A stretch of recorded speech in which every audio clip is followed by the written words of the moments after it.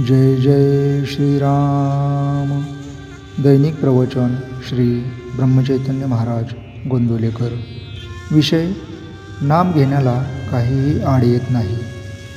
आपण असे पाहू की नामात प्रेम येण्याकरिता एक एक कर्म सत्कर्म करीत राहणे सुलभ, की ते नामच विचाराने सर्व संतांनी कळवळ्याने सांगितले आहे, म्हणून जरूर तर बळजबरीने सुद्धा घेत राहणे हे सुलभ।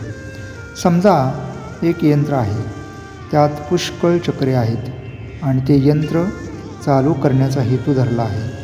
आता एखाद्याने त्यातले एखादेच चक्र चालू करू म्हटले तर ते चालू होईलच असा भरवसा नाही, पण त्या सर्व चक्रांचा संबंध असणारी कळ आपण दाबली तर मात्र बिनतक्रार आणि अत्यल्प प्रयासाने ते यंत्र सहज चालू करता येईल।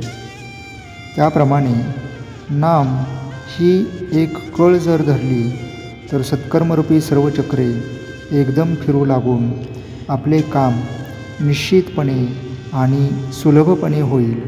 म्हणून हमखास आणि सहज रीतीने काम व्हावे अशी ज्याची इच्छा असेल त्याने कशाही रीतीने का होईना नाम घ्यायला लागावे। नाम घ्यायचे एकदा पक्के ठरविले म्हणजे काहीही आड येत नाही। व्यवहारात आपण पाहतोच की एखादी गोष्ट समर्थनीय नसली तरी निश्चय केला की मनुष्य ती करतोच। मग नाम घेण्याचा जर निश्चय केला तर का नाही होणार?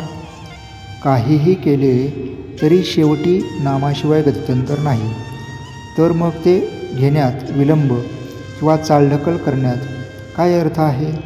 म्हणून कोणत्याही तऱ्हेच्या शंका कुशंका न घेता कशाही तऱ्हेने पण नाम घेत राहावे हे उत्तम।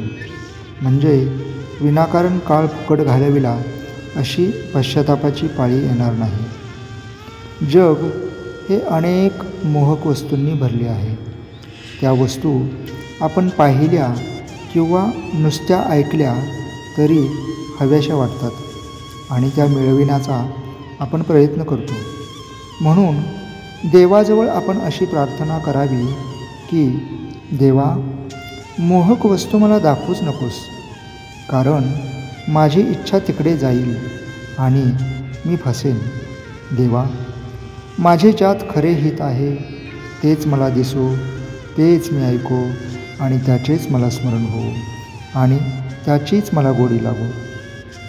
प्रल्हाद, द्रौपदी यांसारख्या भक्तांनी देवाजवळ काय मागितले तेच आपण मागावे आणि त्यांनी निष्ठा ठेवली तशीच आपणही ठेवावी।